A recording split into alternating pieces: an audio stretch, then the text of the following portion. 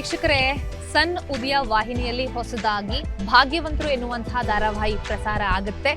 ಅಂದ್ರೆ ಸೋಮವಾರದಿಂದ ಶನಿವಾರದವರೆಗೆ ಸಂಜೆ 7ವರೆಗೆ ಈ ಸೀರಿಯಲ್ ಪ್ರಸಾರ ಆಗುತ್ತೆ. ಈ ಧಾರಾವಾಹಿಯ ನಟಿ ಜಯಲಕ್ಷ್ಮಿ ಪಾಟೀಲ್ ಅವರು ನಮ್ಮ ಜೊತೆ ಇದ್ದಾರೆ. ಬನ್ನಿ ಮಾತಾಡ್ಸೋಣ. ನಮಸ್ತೆ, ಚೆನ್ನಾಗಿದ್ದೀನಿ. ಓಕೆ, ಆಲ್ಮೋಸ್ಟ್ 10 ವರ್ಷದ ನಂತರದಲ್ಲಿ ಕಿರುತೆರೆಯಲ್ಲಿ ಈಗ ಒಂದು ಮುಖ್ಯವಾದ ಪಾತ್ರದಲ್ಲಿ ಕಾಣಿಸ್ಕೊಳ್ತಾ ಇದ್ರಿ. ಭಾಗ್ಯವಂತರು ಎನ್ನುವಂತಹ ಧಾರಾವಾಹಿ ಪಾತ್ರ ಹೇಗಿದೆ ಅಂತ ಹೇಳ್ಬೋದಾ? ಪಾತ್ರ ನೀವು ನೋಡಿ ಹೇಳಬೇಕು. ಪಾತ್ರ ಚೆನ್ನಾಗಿದೆ. ಪಾತ್ರದ ಪರಿಚಯ ಮಾಡ್ಕೊಡಿ. ನಿಮ್ಮ ಪಾತ್ರ ಹೇಗೆ? ನಾನು ಹೇಗೆ ಹೇಳಿ, ಅಮ್ಮ ಅಂತ ಹೇಳ, 5 ಜನ ಮಕ್ಕಳ ಅಮ್ಮ ಅಂತ ಹೇಳ, ಅಥವಾ 4 ಜನ ಸೊಸೆ ಅಂದರೆ ಅತ್ತೆ ಅಂತ ಹೇಳ,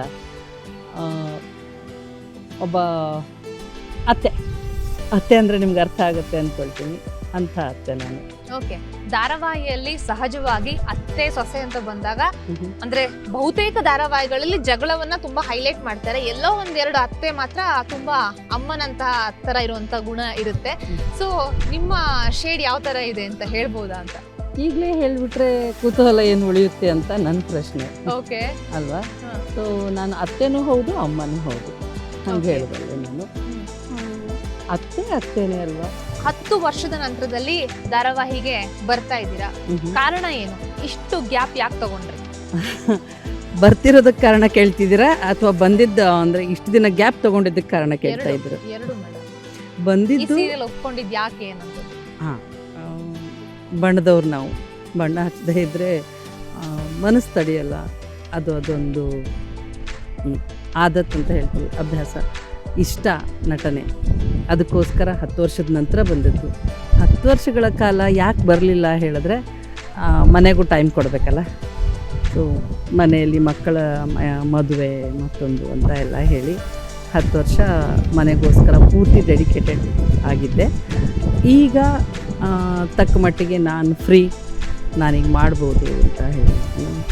ಎಲ್ಲ ಹೆಣ್ಮಕ್ಳು ಹಾಗೆ ಅಲ್ವಾ? ಸೊ ಮನೆಯೂ ಬ್ಯಾಲೆನ್ಸ್ ಮಾಡಬೇಕು. ನಾವು ಹೊರಗಡೆ ನಾವು ಯಾವುದನ್ನು ವೃತ್ತಿ ಅಂತ ಆರಿಸ್ಕೊಂಡಿರ್ತೀವಿ ಅದನ್ನು ಬ್ಯಾಲೆನ್ಸ್ ಮಾಡಬೇಕು. ಗಂಡಸರಿಗೆ ಈ ಪ್ರೆಷರ್ ಇರಲ್ಲ, ಅಥವಾ ಇರಬಾರ್ದು ಅಂತಲ್ಲ, ಇರಲ್ಲ ಅಥವಾ ಅವ್ರು ತಗೊಳ್ಳಲ್ಲ. ಆದರೆ ನಮಗೆ ಮನೆಯೂ ಇಷ್ಟ, ನಮ್ಮ ವೃತ್ತಿನೂ ಇಷ್ಟ. ಆದ್ದರಿಂದ ನಾವು ಬ್ಯಾಲೆನ್ಸ್ ಮಾಡಲೇಬೇಕು ಅಂತ ಅಂದ್ಕೊಳ್ಳೋದ್ರಿಂದ ಇಷ್ಟು ವರ್ಷ ಗ್ಯಾಪ್ ತಗೊಂಡೆ. ಈಗ ಅಗೇನ್ ಮತ್ತೆ ವಾಪಸ್ ಬಂದಿದ್ದೀನಿ. ಭಾಗ್ಯವಂತರು ಧಾರಾವಾಹಿನ ಒಪ್ಕೊಳ್ಳೋದಕ್ಕೆ ಕಾರಣ ಏನು? ಕೇಳಿದ್ರು, ಇಷ್ಟ ಆಯಿತು, ಹ್ಞೂ ಅಂದೆ. ಓಕೆ, ಇನ್ನು ಯಾವುದೇನೋ ವಿಶೇಷತೆ ಏನಾದರೂ ಇದೆಯಾ? ವಿಶೇಷತೆ ಅಂತಿಲ್ಲ, 10 ವರ್ಷದ ನಂತರ ಮತ್ತೆ ಬರ್ತಿದ್ದೀನಿ. ಸೊ ಅವ್ರು ಕರೆದಾಗ ಇದೊಂದು ಒಳ್ಳೆಯ ಅವಕಾಶ ಅನ್ನಿಸ್ತು. ಹಾಗಾಗಿ ನೀವು ರಂಗಭೂಮಿ ಕಲಾವಿದರು, ಬರವಣಿಗೆ ಕೂಡ ಇದೆ. ಇದರ ಮಧ್ಯೆ ಇವತ್ತಿನ ಧಾರಾವಾಹಿ ಅಥವಾ ಕತೆ, ಸ್ಕ್ರಿಪ್ಟಿಂಗ್ ಅದೆಲ್ಲ ಹೇಗೆ ಸಾಕ್ತಿದೆ ಅಂತ ಅನ್ಸುತ್ತೆ ನಿಮಗೆ? ಈಗ ಮಹಾಪರ್ವ, ಮುಕ್ತ ಧಾರಾವಾಹಿಗಳಲ್ಲಿ ಆಕ್ಟ್ ಮಾಡಿದಿರಿ. ಆ ಧಾರಾವಾಹಿಗೂ ಇವತ್ತು ಬರ್ತಾ ಇರುವಂತಹ ಧಾರಾವಾಹಿಗೂ ಅಜಗಜಾಂತರ ವ್ಯತ್ಯಾಸ ಇದೆ. ನೀವು ಸಂಭಾಷಣೆ ತಗೋಬಹುದು, ಕತೆ ತಗೋಬಹುದು, ಚಿತ್ರಕಥೆ ತಗೋಬಹುದು, ಪ್ರತಿಯೊಂದು ಕೂಡ. ಈಗ ಯಾವುದೋ ಒಂದು ವಿಷಯ ಟ್ರೆಂಡ್ ಆಗ್ತಿರುತ್ತೆ, ತುಂಬಾ ಸೌಂಡ್ ಮಾಡ್ತಿರುತ್ತೆ, ಅದೇ ಈಗ ನಾಳೆ ಸ್ಕ್ರೀನ್ ಪ್ಲೇ ಆಗಿ ಬರುತ್ತೆ ಸೀರಿಯಲ್ ಅಲ್ಲಿ. ಏನ್ ಹೇಳ್ತೀರಿ? ಇದು ಹಾಗೆ ಅಲ್ಲ, ಈಗ ನಾವು ತಾಂತ್ರಿಕ ಯುಗದಲ್ಲಿದ್ದೀವಿ, ಜಾಗತೀಕರಣದ ಒಂದು ಇದರಲ್ಲಿದ್ದೀವಿ. ರಭಸವಾಗಿ ಎಲ್ಲವೂ ತುಂಬ ಫಾಸ್ಟಾಗಿ ನಡೀತಾ ಇದೆ. ಇಲ್ಲಿ ನಾವು ವ್ಯವಧಾನದಿಂದ ಯೋಚನೆ ಮಾಡಿ ಮುಂದುವರಿತೀವಿ ಅಂತಂದರೆ ಎಲ್ಲಿ ಲ್ಯಾಗ್ ಆಗ್ತೀವೋ ಅನ್ನೋ ಭಯ ಬಹುಶಃ ಎಲ್ರಿಗೂ ಇರುತ್ತೆ ಅನಿಸುತ್ತೆ. ಅದು ಸೀರಿಯಲ್ಗಳ ಮೇಲೂ ಕೂಡ ಪ್ರಭಾವ ಬೀರ್ತಿದೆ ಅಂತ ನಂಗೆ ಅನಿಸ್ತಾ ಇದೆ. ಓಕೆ ಮೇಡಮ್, ಒಟ್ಟಾರೆಯಾಗಿ ಧಾರಾವಾಹಿ ಬಗ್ಗೆ ಏನು ಹೇಳ್ತೀರಾ? ಭಾಗ್ಯವಂತರು ಧಾರಾವಾಹಿಯ ಭಾಗ ಆಗಿದ್ದೀರಿ, ಏನು ಹೇಳ್ತೀರಿ? ಭಾಗ್ಯವಂತಳು ಅಂತ ಹೇಳ್ತೀನಿ.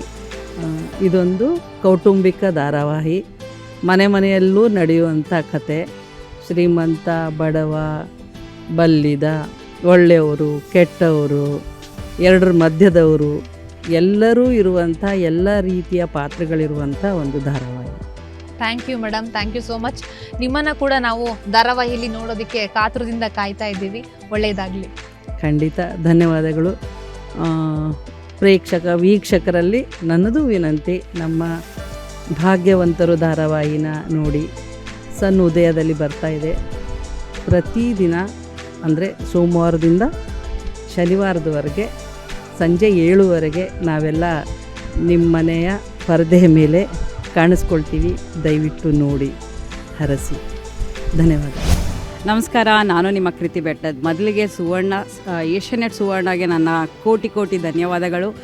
ನನ್ನ ಒಂದು ಟ್ರಾನ್ಸ್ಫಾರ್ಮೇಷನ್ ಜರ್ನಿನ ತುಂಬ ಚೆನ್ನಾಗಿ ಸೆಲೆಬ್ರೇಟ್ ಮಾಡಿ ನನಗೊಂದು ಒಳ್ಳೆ ರೀಚ್ ಕೊಟ್ಟಿದ್ದೀರಾ. ಮೊದಲಿಗೆ ಅದಕ್ಕೆ ಥ್ಯಾಂಕ್ಸ್. ಇಲ್ಲಿ ಭಾಗ್ಯವಂತರು ಧಾರಾವಾಹಿನಲ್ಲಿ ಏನು ಪಾತ್ರ ಮಾಡ್ತಿದ್ದೀನಿ ಅಂದರೆ ಕಾಮಿಡಿನೇ. ಇಷ್ಟು ದಿವಸನೂ ನಾನು ಕಾಮಿಡಿನೇ ಮಾಡ್ಕೊಂಬಂದಿದ್ರು.